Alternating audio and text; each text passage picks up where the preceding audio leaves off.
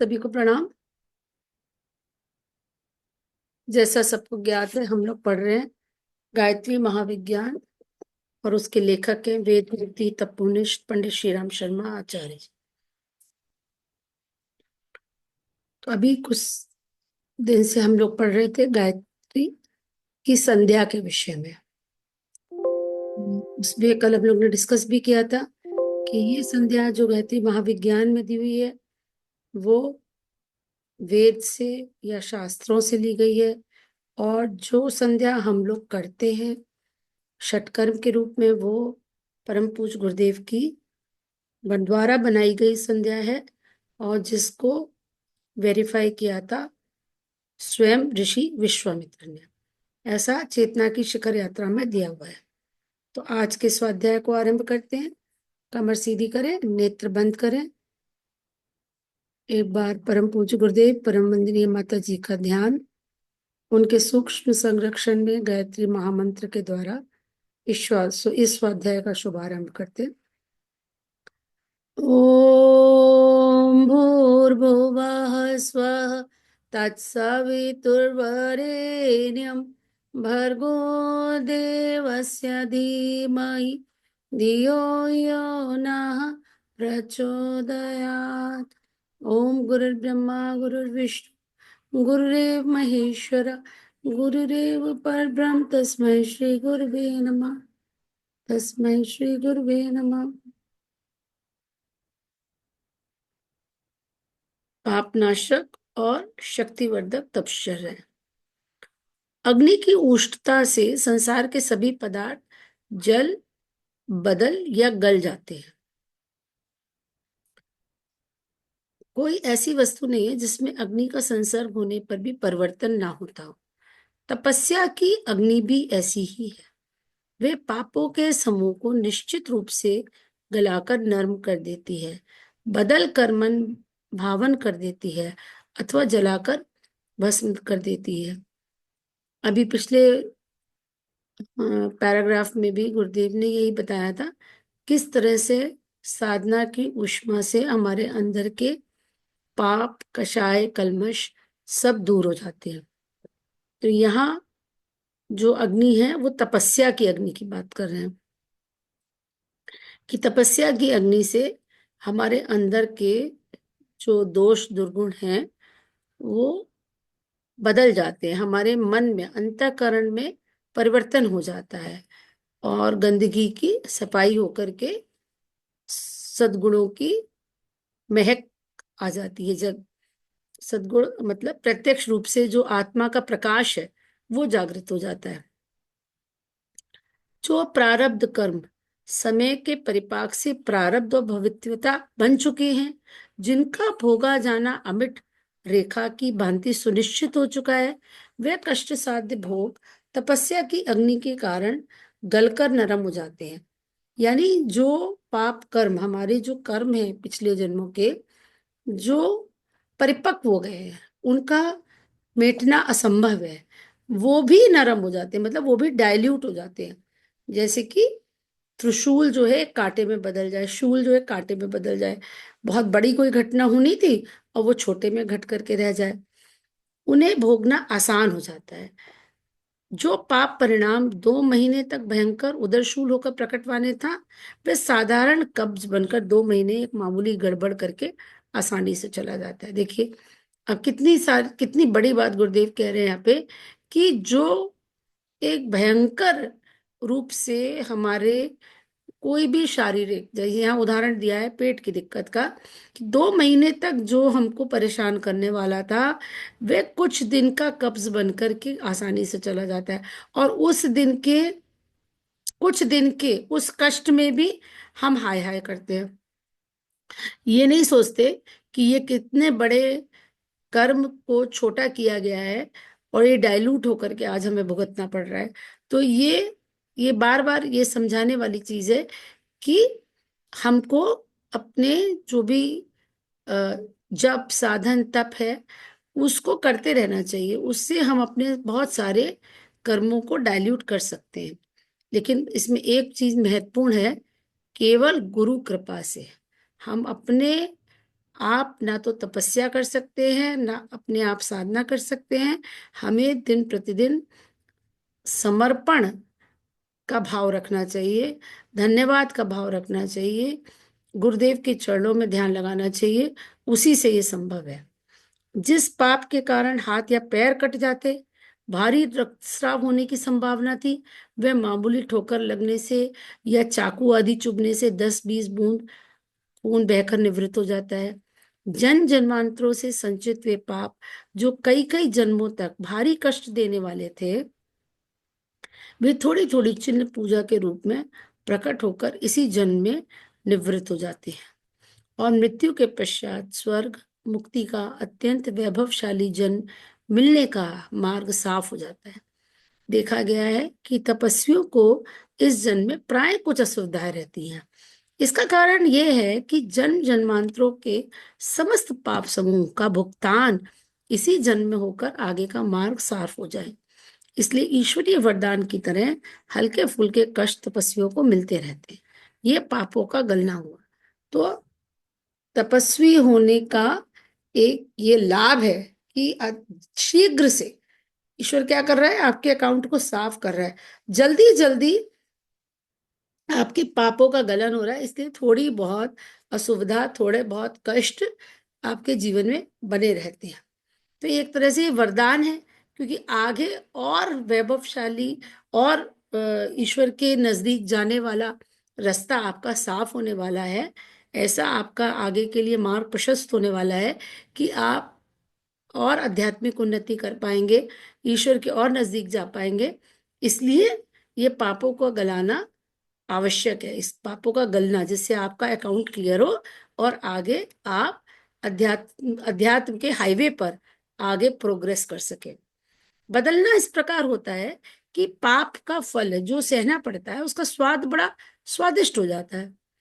धर्म के लिए, कर्तव्य के लिए, यश कीर्ति और परोपकार के लिए जो कष्ट सहने पड़ते हैं वे ऐसे हैं जैसे प्रसव पीड़ा। प्रसूता को प्रसव काल में पीड़ा तो होती है, पर उसके साथ साथ एक उल्लास भी रहता है। चंद्र से मुख सा सुंदर बालक देखकर तो वह पीड़ा बिल्कुल भुला दी जाती है। राजा हरिश्चंद्र, दधीची, प्रहलाद, मोरध्वज आदि को जो कष्ट सहने पड़े, उनके लिए उस काल में वे भी उल्लास में थे।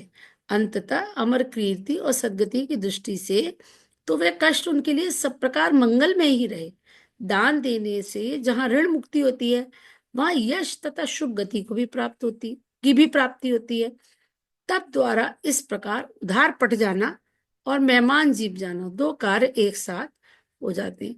हमारा पुराना अकाउंट भी क्लियर हो गया और आगे का मार्ग भी प्रशस्त हो गया, है ना, उधार भी पट गया और मेहमान भी जीम लिया। तो दो लाभ हो रहे हैं आपके एक साथ साथ।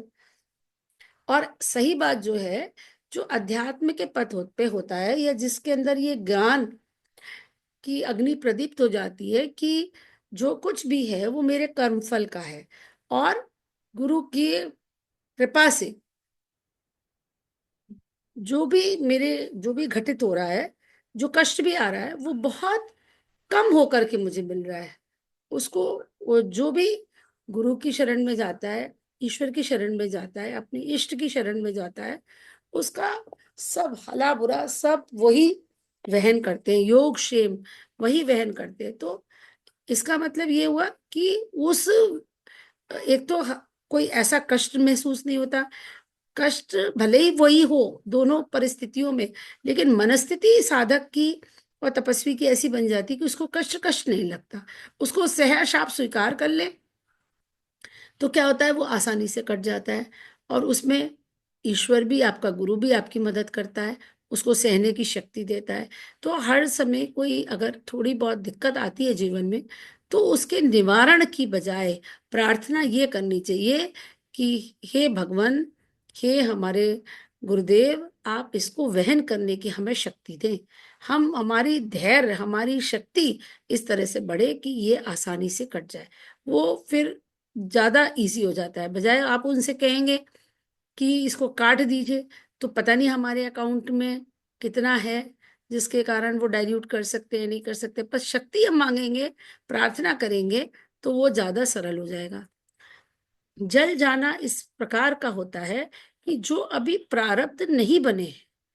हाँ, ये बहुत इंपॉर्टेंट है। ये तो हम बात कर रहे हैं उनकी, कि जो प्रारब्ध बन गए, अब पक गए, और उसको किस तरह से डाइल्यूट हो रहे हैं तप के द्वारा। लेकिन पूरी तरह से जल जाना इस प्रकार होता है कि जो पाप अभी प्रारब्ध नहीं बने हैं, भूल, अज्ञान या मजबूरी में बने हैं, वे छोटे मोटे अशुभ कर्म तप की अग्नि में जलकर अपने आप भस्म हो जाते हैं। मतलब उनका फल ही नहीं, आप उनका जो कर्म फल है वो नहीं आपको प्राप्त होता है, यानी कि उससे कोई आपको नुकसान नहीं होता, क्योंकि वो तो बीज रूप में ही जब थे तब तक भस्म कर दिए गए। सूखे हुए घात पात के ढेर को अग्नि की छोटी सी चिंगारी जला डालती है। वैसे ही इस श्रेणी के पाप कर्म तपश्चर्या, प्रायश्चित और भविष्य में वैसा न करने के दृढ़ निश्चय से अपने आप नष्ट हो जाते हैं। प्रकाश के सम्मुख जिस प्रकार अंधकार विलीन हो जाता है, वैसे ही तपस्वी के अंतःकरण की प्रखर किरणों से पहले कुसंस्कार नष्ट हो जाते हैं, और साथ ही उन कुसंस्कारों की छाया, दुर्गंध, कष्टकारक परिणामों की घटा का भी अंत हो जाता है। तपश्चर्या से पूर्वकृत पापों का गलना, बदलना एवं जलना होता हो, सो बात ही नहीं है, वरन तपस्वी में एक नई परम सात्विक अग्नि पैदा होती है। इस अग्नि को दैवी विद्युत शक्ति, आत्म तेज, तपोबल आदि नामों से भी पुकारते हैं। इस बल से अंतःकरण में छिपी हुई सुप्त शक्तियां जागृत होती हैं, दिव्य सद्गुणों का विकास होता है। स्फूर्ति, उत्साह, साहस, धैर्य, दूरदर्शिता, संयम, सन्मार्ग में प्रवृत्ति आदि अनेक गुणों की विशेषता प्रत्यक्ष परिलक्षित होने लगती है। कुसंस्कार, कुविचार, कुटेव, कुकर्म से छुटकारा पाने के लिए तपश्चर्या एक रामबाण अस्त्र है। प्राचीन काल में अनेक देवदानवों ने तपस्या करके मनोरथ पूरा करने वाले वरदान प्राप्त किए।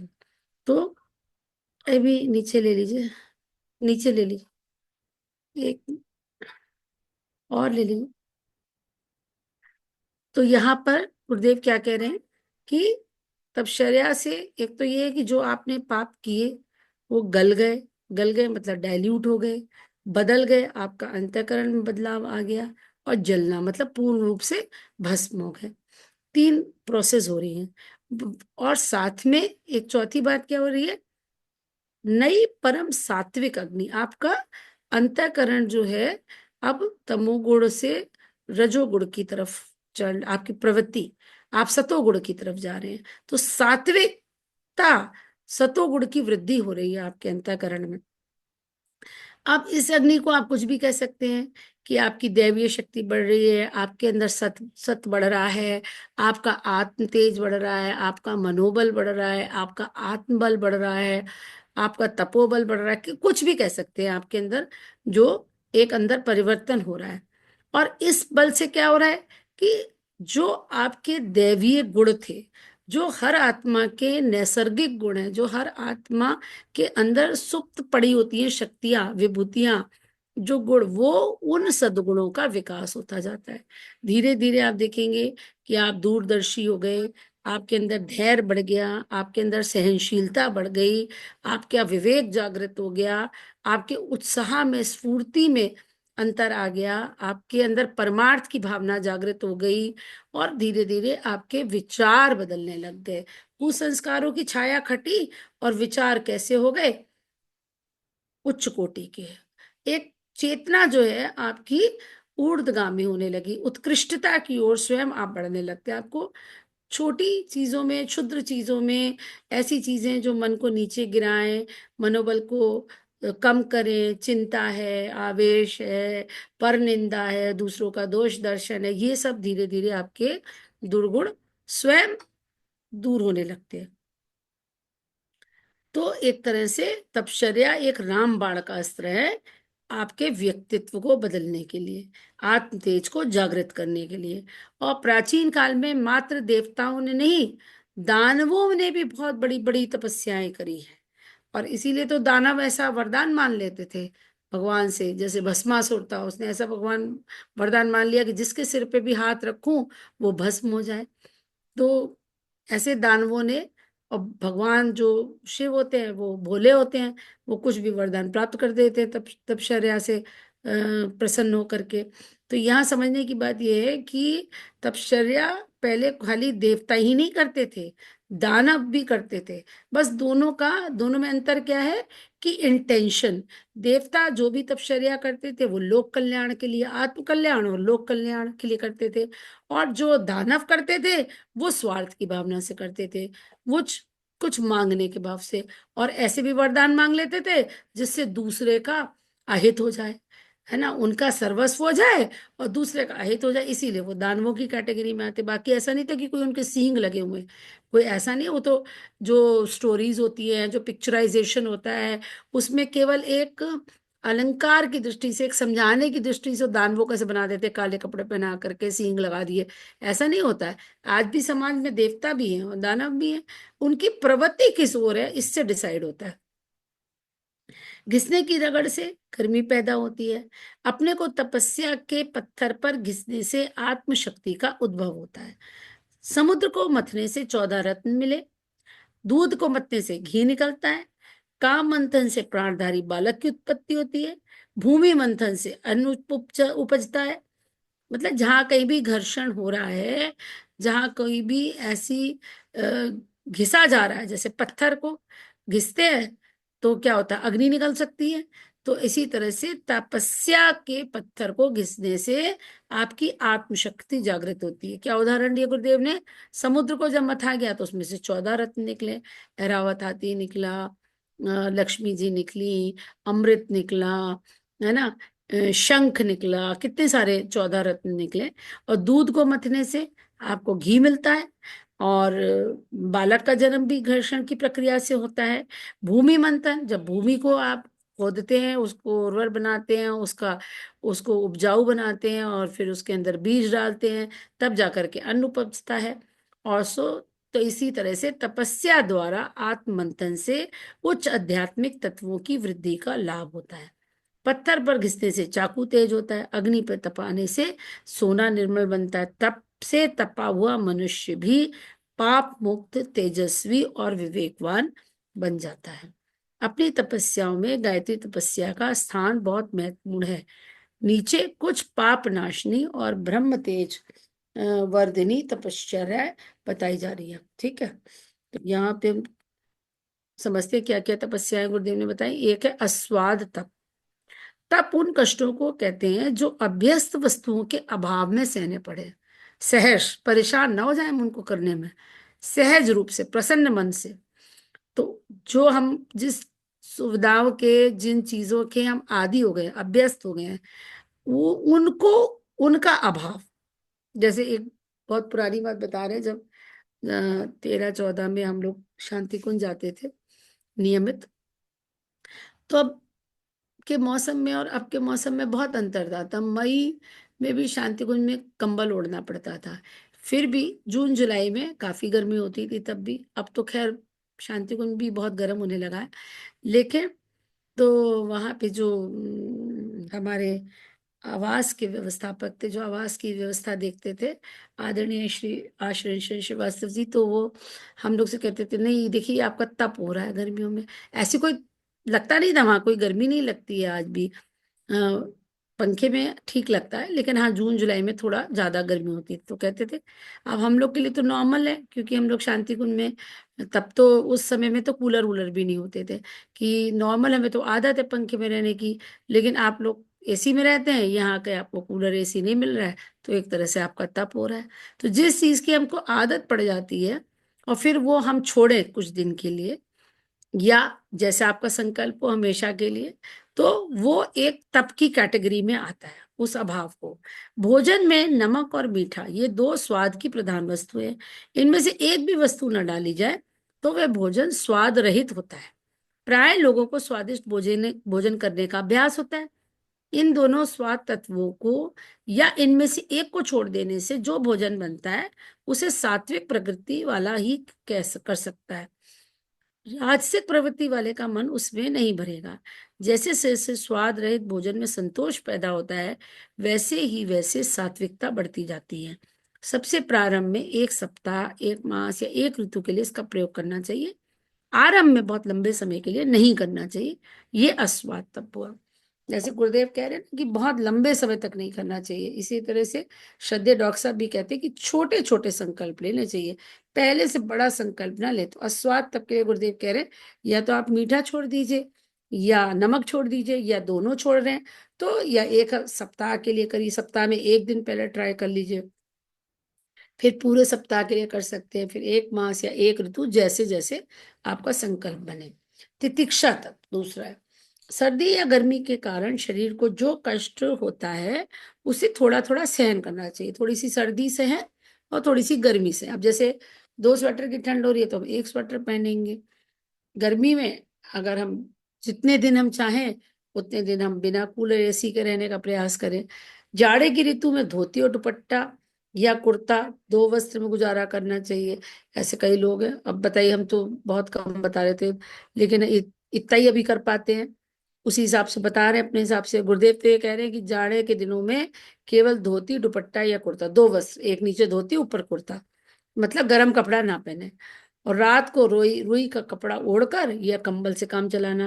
गर्म पानी का प्रयोग ना करके ताजे जल से स्नान करना। अग्नि ना तापना। शीत सहन ही के तप है। ये शीत के तप है कि हमको हीटर ना लगाएं, अग्नि को ना तापें और गर्म कपड़ा ना पहने। ज्यादा हो तो भाई एक दुशाला ओढ़ लें बस, और रात को कंबल ओढ़ करके काम चलाएं। गर्म पानी का प्रयोग ना करें नहाने के लिए। पंखा, छाता और बर्फ का त्याग, ये गर्मी की तपश्चर्या है। आपको मालूम होना चाहिए, जितने लोग अगर नहीं जानते तो गुरुदेव जून में भी बिना पंखे के बैठते थे। कोई आता था तो उससे कहते थे पंखा चला ले, और जब वो जाने लगता था तो कहते थे भैया बंद कर जाना, बंद करवा देते थे पंखा। तो ये गर्मी सहन करना हुआ। सर्दी सहन करिए, गर्मी सहन करिए, तो ये तितिक्षा तप कहलाता है। आगे कर्षण था, प्रातःकाल 1-2 घंटे रात रहे, उठकर नित्य कर्म में लग जाना, अपने हाथ से बनाया भोजन करना, अपने लिए स्वयं जल भर कर लाना, अपने हाथ से वस्त्र धोना, अपने बर्तन स्वयं मलना आदि अपनी सेवा के काम दूसरों से कम कराना। जूता ना पहनकर खड़ा हुए चट्टी से काम चलाना, पलंग पर शयन न करके तख्त या भूमि पर शयन करना, धातु के बर्तन प्रयोग ना करके पत्तल या हाथ में भोजन करना, पशुओं की सवारी ना करना, खादी पहनना, पैदल यात्रा करना आदि कर्षण तप। इसमें प्रतिदिन शारीरिक सुविधाओं का त्याग और असुविधाओं को सहन करना पड़ता है। चौथा है उपवास। गीता में उपवास के विषय को विषय विकार से निवृत्त करने वाला बताएगा। उपवास करना मतलब आपका विषयों से मन हटने लगेगा, संसार से मन थोड़ा हटेगा, उतना रमेगा नहीं उसके अंदर। एक समय अन्नाहार और एक समय फलाहार आरंभिक उपवास है। धीरे धीरे इसकी कठोरता बढ़ानी चाहिए। 2 समय फल, दूध, दही आदि का आहार इससे कठिन है। केवल दूध या छाछ पर रहना हो तो उसे कई बार सेवन किया जा सकता है। जल हर एक उपवास में कई बार अधिक मात्रा में बिना प्यास के भी पीना चाहिए। ये बार बार गुरुदेव ने कई जगह लिखा है कि जब आप उपवास करें तो पर्याप्त मात्रा में जल का सेवन करें, बार बार आप जल पीते रहें। जो लोग उपवास में जल नहीं पीते या कम पीते में भारी बूल करते हैं। इससे पेट की अग्नि आंतों में पड़े मल को सुखाकर गांठें बना देती है। इसलिए उपवास में कई बार पानी पीना चाहिए। उसमें नींबू, सोडा, शक्कर मिला लिया जाए तो स्वास्थ्य और आत्मशुद्धि के लिए और भी अच्छा है। ठीक है, तो नींबू मिला सकते हैं, शक्कर मिला सकते हैं, सोडा मिला सकते हैं। गव्य कल्प तप, शरीर और मन के अनेक विकारों को दूर करने के लिए गव्य कल्प अभूतपूर्व है। राजा दिलीप जब निसंतान रहे तो उन्होंने कुल गुरु के आश्रम में गौ चराने की तपस्या पत्नी सहित की थी। नंदिनी गौ को वे चराते थे और गौ रस का सेवन करते ही रहते थे। गाय का दूध, गाय का दही, गाय की छाछ, गाय का घी सेवन करना, गाय के गोबर के कंडों से दूध गर्म करना चाहिए। गोमूत्र की शरीर पर मालिश करके सिर में डालकर स्नान करना चर्म रोगों तथा रक्त विकारों के लिए बड़ा लाभदायक है। गाय के शरीर से निकलने वाला तेज बड़ा सात्विक एवं बलदायक होता है, इसलिए गौ चराने का भी बड़ा सूक्ष्म लाभ है। आपको मालूम होना चाहिए कि काव कडलिंग डी स्ट्रेसिंग के लिए, बीपी को कम करने के लिए, आपके और भी फिजिकल एलिमेंट्स को ठीक करने के लिए एक ट्रीटमेंट विधि की तरह विदेशों में यूज होता है। वहां तो, हमारे यहाँ तो आप सड़क पे निकलो, आपको गाय दिखेगी, आप गाय माता को सहला दो, है ना। और वहां तो गाय देखने को नहीं मिलती है ऐसे सड़क पे। तो वहाँ ऐसे फार्म्स हैं जहाँ कुछ $75 पर आवर या इस तरह से, ये मैंने पढ़ा है, मुझे फर्स्ट हैंड इंफॉर्मेशन नहीं है, लेकिन आप गूगल करेंगे तो आपको मिलेगा काव कडलिंग। काव कडलिंग को वो ट्रीटमेंट के रूप में यूज करते हैं, इसको तनाव हो जाए या उस तरह से, क्योंकि गाय से निकलने वाला तेज, वही वाली बात है कि आपके अंदर के कुसंस्कारों को वो जलाते हैं। इस तरह से गाय का तेज, आप देखते हैं ना, गाय को जब हाथ डालते हैं तो एकदम से उसकी स्किन में एकदम कुछ वाइब्रेशंस होते हैं, क्या वो हमारी नेगेटिविटी खींचती है।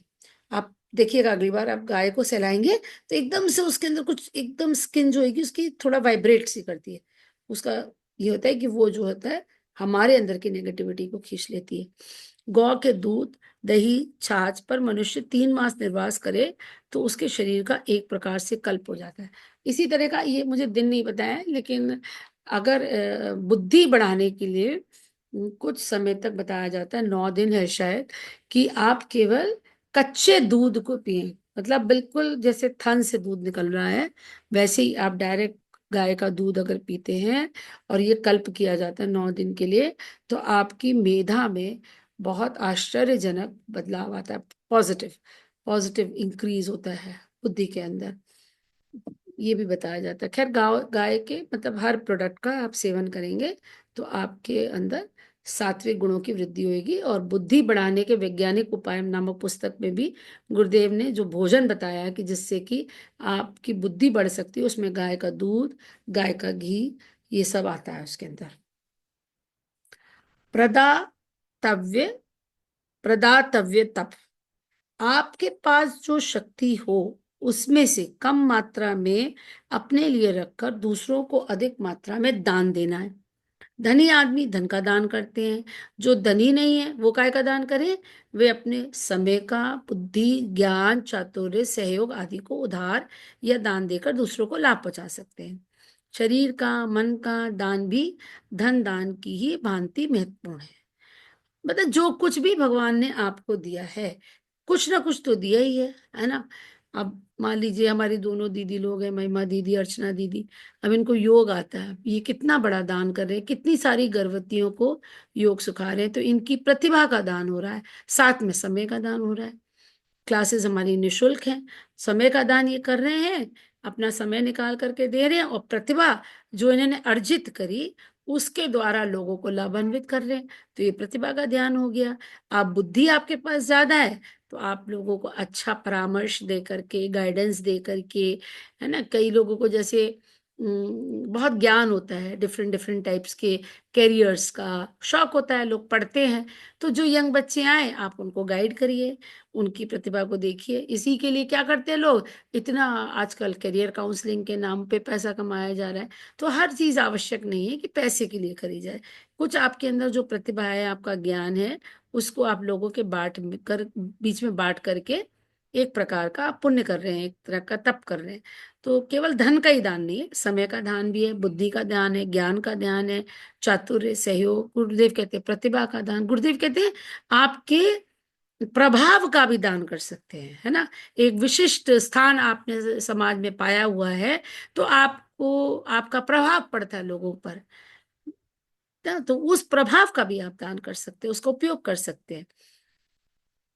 इसके लिए बहुत ईगोइस्टिक होने की जरूरत नहीं है कि आज जैसे बात आ रही थी, डॉक्टर साहब को बोल कहीं जाना था स्कूल में, तो जिन्होंने ऑर्गेनाइज किया था उन्होंने कहा नहीं नहीं, इतने छोटे स्कूल में डॉक्टर साहब का क्या, अरे क्यों नहीं जा सकते, 4 बच्चे हो, गुरुदेव ने तो एक एक लोग को यज्ञ कराया, तो ऐसा क्यों है? ऐसा कुछ ईगो नहीं रखनी चाहिए कि बल्कि अच्छा है, कोई डॉक्टर कहीं जा करके कुछ बताता है, उसका प्रभाव पड़ता है, तो एक एक प्रभाव का दान हो गया ना, कि एक चिकित्सक है भाई, वो अच्छे समाज में सीनियर ऑर्थोपेडिक सर्जन हैं, और जो आके छोटे बच्चों को गाइड कर रहे हैं, तो ये हो गया प्रभाव का दान। समय के दान के साथ साथ उन्होंने अपने प्रभाव का भी दान किया, तो इसको भी अवश्य करना चाहिए। शरीर का, मन का दान भी धन दान की ही भांति महत्वपूर्ण है। अनीति उपार्जित धन का सबसे अच्छा प्रायश्चित यही है कि उसको सत्य कार्य के लिए दान कर दिया जाए। समय का कुछ ना कुछ भाग लोक सेवा के लिए लगाना आवश्यक है। पर देखिए, यहाँ पे गुरुदेव ने लिखा है कि अनीति उपार्जित धन का सबसे अच्छा प्रायश्चित सत्कार्य में लगा दिया जाए। लेकिन गुरुदेव जो है मिशन के लिए ऐसा धन उपयोग में नहीं लेते थे। एक सेठ जी आए थे एक बार, और वो दान कुछ शायद उनकी घर में किसी की मृत्यु हो गई थी, और उसके उसके नाम से वो दान करना चाहते थे। तो गुरुदेव ने वो पैसा उनसे लिया नहीं था, वो ले गए उनको, और कंबल ले करके उन्होंने विधवाओं में बंटवा दिए थे। मथुरा की बात है ये। तो ऐसा आपको, ऐसा पहली स्टेप तो ये होनी चाहिए कि अनीति का धन हमारे घर में आए ही नहीं। लेकिन फिर भी अगर कोई इस तरह से कोई धन आ गया है, तो उसको हम किसी तरह से सत्कार्य में लगाएं, तो कुछ उसका अंश जो है पवित्र हो जाएगा। समय का कुछ ना कुछ भाग लोक सेवा के लिए लगाना आवश्यक है। दान देते समय पात्र और कार्य का ध्यान रखना आवश्यक है। यहाँ कह दिया गुरुदेव ने, देखिए, पात्र किसको दे रहे हैं ये हमारी जिम्मेदारी है। शराबी को दान देंगे तो वो तो शराबी पिएगा, है ना। स्मैकी को दान दे देंगे वो स्मैक पी जाएगा। ड्रग वाले को दे देंगे वो ड्रग वाला पी जाएगा। भिखारी जो दिन रात मिलते हैं, मन में दया तो आती है, पर आप उनको देखो, वो आपसे सिर्फ पैसा लेना चाहते हैं। आप उनसे कहिए कि भाई ये खाने की वस्तु हम दिलाएंगे, वो भाग जाएंगे, या ले लेंगे बेमन से, ले लेंगे बेमन से। लेकिन जो खास तौर से ये तीर्थ है, आप वहां देखिए, वो चाहते पैसा, और वो पैसे से कई सारे व्यसन भी करते हैं। तो ये देखना है कि हम किसको दे रहे हैं, पात्र कौन है, लेने वाला कौन है। कुपात्र को दिया हुआ अनुपयुक्त कर्म के लिए दिया गया दान व्यर्थ है। तो ऐसे नहीं अंधे होकर के नहीं देना है कि हाँ भाई हमको तो देना ही देना है, किसी को भी दे दिया। इसीलिए आप पता करके देखिए, प्रामाणिकता देखिए, किस संस्था में दान दे रहे हैं। मनुष्यतर प्राणी भी दान के अधिकारी हैं। मनुष्य के अलावा और जो प्राणी हैं वो भी दान के अधिकारी हैं। ऐसा नहीं कि खाली आपको किसी मनुष्य को ही देना है। गौ, चींटी, चिड़िया, कुत्ते आदि उपकारी जीव जंतुओं को भी अन्न जल का दान देने करने के लिए प्रयत्नशील रहना चाहिए। स्वयं कष्ट सहकर, अभावग्रस्त रहकर भी दूसरों की उचित सहायता करना, उन्हें उन्नतिशील सात्विक सद्गुणी बनाने में सहायता करना, सुविधा देना दान का वास्तविक उद्देश्य है। दान प्रशंसा में धर्मशास्त्रों का पन्ना पन्ना भरा हुआ है। उसके पुण्य के संबंध में अधिक क्या कहा जाए। वेद ने कहा, 100 हाथों से काम कमाएं और 1000 हाथों से दान करें। ठीक है, तो अब कल से हम मंडे से पढ़ेंगे निष्कासन तक। चलिए, तब तक सभी को शुभ रात्रि। ओम शांति शांति शांति।